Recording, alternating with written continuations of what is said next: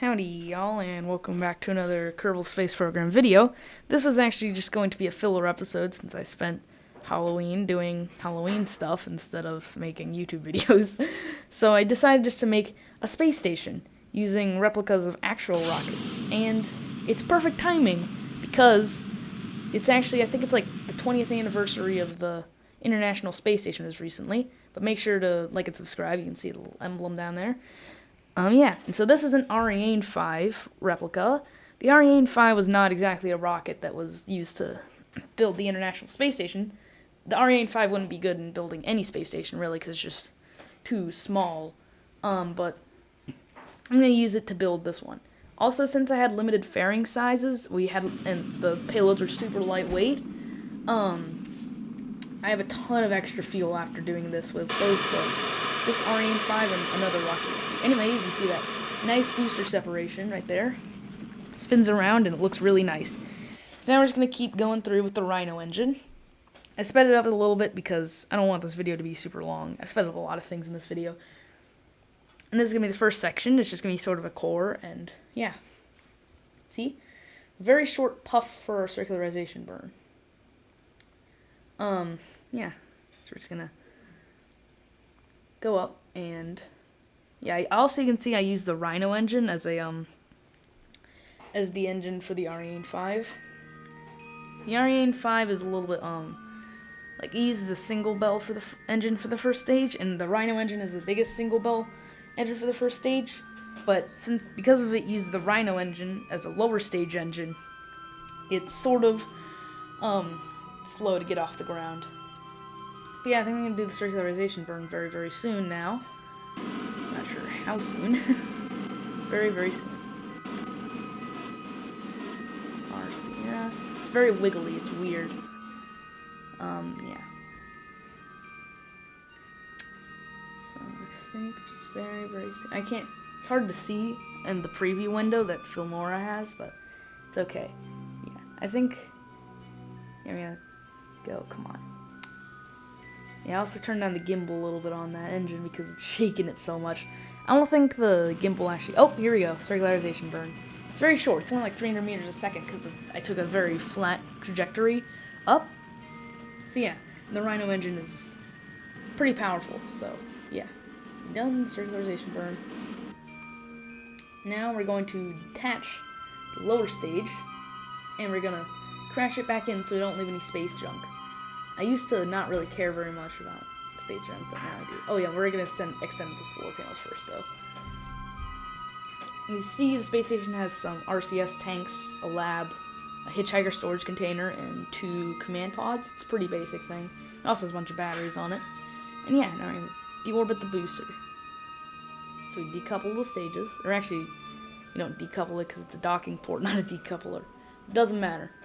Basically the same thing. First, we're going to do a radial in burn, radial out burn. I think it's a radial in one. But anyway, we're going to do that so that we can get far away the station. We don't launch it with our exhaust. You can see we did that. And then we're going to burn retrograde. This is a ton of extra fuel. We're going to deorbit ourselves. I don't know why I keep doing it. It's just, I'm doing it. And then I decided I'm going to burn prograde. I'm going to fall down a little bit, and then I'm going to burn, eventually I'll fall down. Just see. Then I'm going to burn prograde so I can destroy the booster. It goes super fast through the atmosphere, and then destroys super easily. See, we're going like 3,000 meters a second, and it's just instantly obliterated. So none of the debris crashes into the ground. It's just all obliterated. And you can see, there you go. I like to have my space stations in the anti-normal position, or normal position. Doesn't matter. One of those, little markers is nice because then it doesn't spin like it normally does. Like when you activate time warp, the space stations like spin a little bit, but it doesn't do that. And now we're going to do the second rocket, which is an SLS replica. SLS replicas are really easy in this game because the Mammoth engine is nearly an exact replica of the actual SLS engine. We want to get a rendezvous with our space station, so you're going to time warp a little bit until it's right about over it. Generally with space stations, I like to do it so that it's actually a little ahead, and then I go to lower orbit, and then I speed up to catch up to the space station. That's a pretty good strategy if you want to. So I like having my space stations in a fairly high orbit. I think this one was in like a 100-kilometer orbit. Pretty good. Anyway, we fire up those 2 Clydesdale boosters and that 1 Mammoth engine, which is basically just 4 RS-25 engines. That doesn't really matter. Then we're going to keep going. I think it's been sped up a little bit. Let's fly up. Do a little bit of a less steep gravity turn. I wish I could have done a steeper one. It would have been a little better. Yeah. Personally, this is the SLS Block 2 cargo. Yeah, that basically means it's like, that's a bigger fairing and all that. And, yeah, it's basically the same thing. There's like a bunch of different versions of SLS they're going to build. Yeah, we're doing booster separation now. That's beautiful separation. Goes back on the atmosphere. Go spin and fly away. It's very nice. And then, gonna just do another maneuver node. We're gonna, oh, I accidentally clicked RCS and it went away. Maneuver nodes can be a little annoying like that. We're gonna drag out the prograde vector so that we can get a nice high orbit. We want it still below the normal one, but we want an orbit above the atmosphere. So we have it around 90 kilometers. I think generally a pretty good orbit right there. So we're going to leave it, and we're going to time warp up soon. We're also going to deploy the fairings in the process. I added way too much ejection force to it. They go flying away. Yeah. I kind of wish there was some sort of fairing recovery in this game, like what they're doing at SpaceX, but there isn't. I think fairings aren't actually solid objects, like debris, like the other things are. They're just fairings. So yeah. Anyway, we're going to do our circularization burn very, very soon. I think it's going to start, like, now maybe? Sometime now. I'm not sure. The only reference I have is, the sound waves on the... Yep, we're doing it now. In Filmora, so yeah. Anyway, we're just going. The velocity is going up.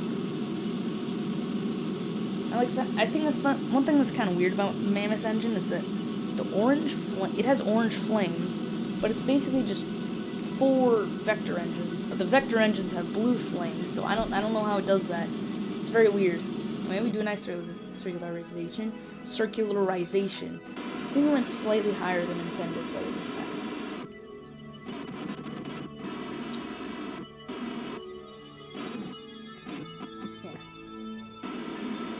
Yeah, it went slightly higher than intended, so I'm going to do a Retrograde Burn, which will lower the apoapse to a much more reasonable level, making it a lot easier to get an encounter.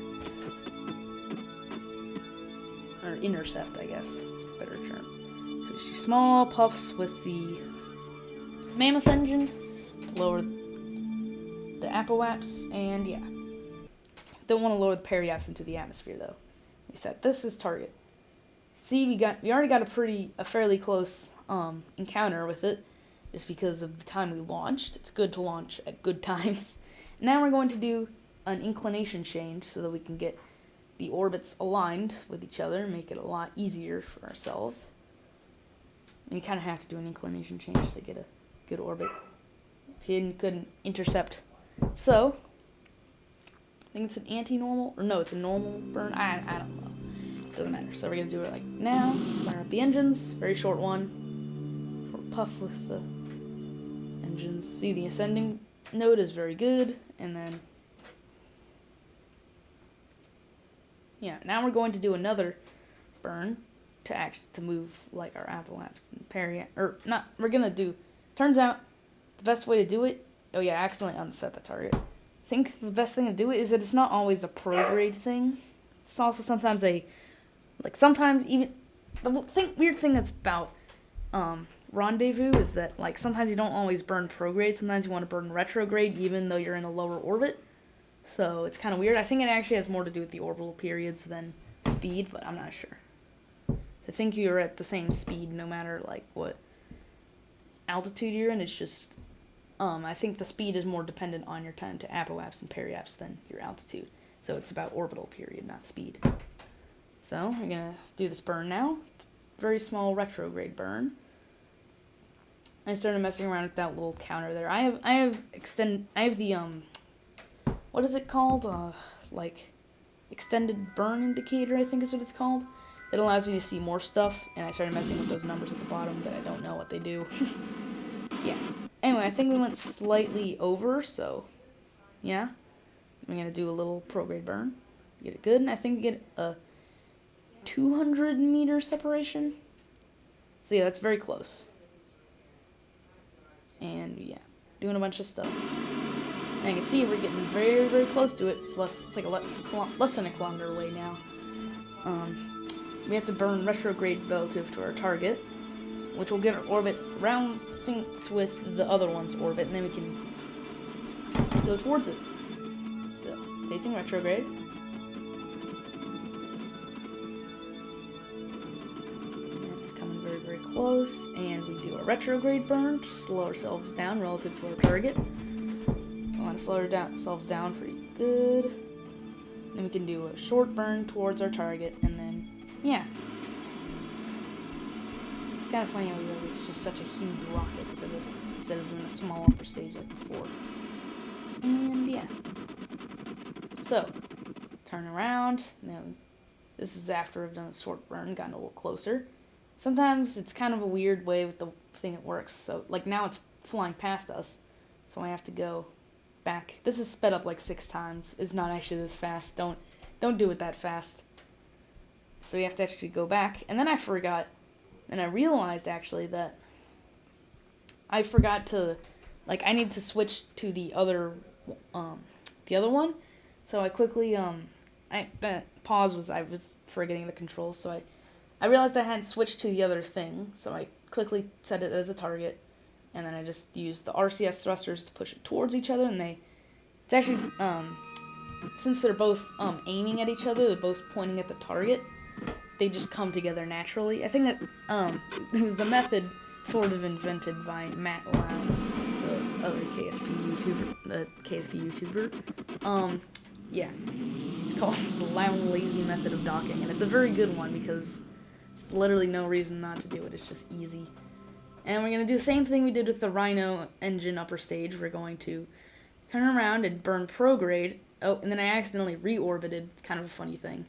So I'm going to turn retrograde. Then I realized I'm going to explode anyway, so it doesn't matter.